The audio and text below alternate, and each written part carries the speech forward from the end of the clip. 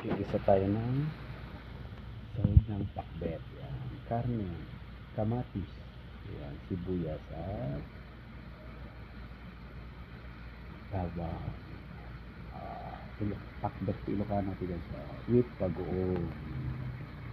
Diba? Gisa mo na gisa.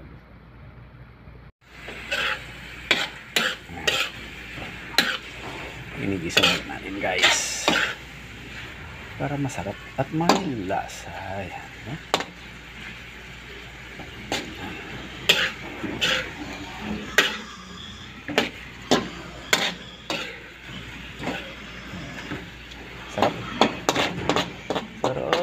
Sarap. Sarap. Pakbet Ilocano guys. Pakbet Ilocano. Takpan.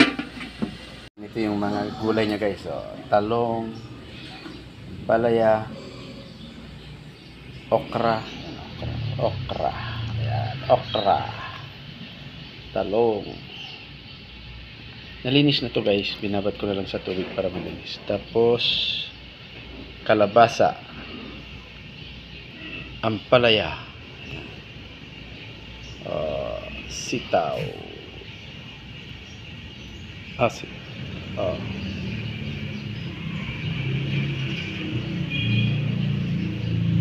utong, Ilocano, utong. Diba guys, utong sa ng Ilocano.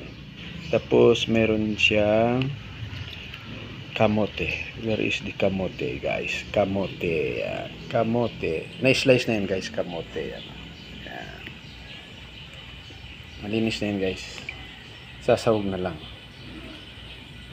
Ito yung pakbet ng Ilocano. Pakbet. Sarap. Aha.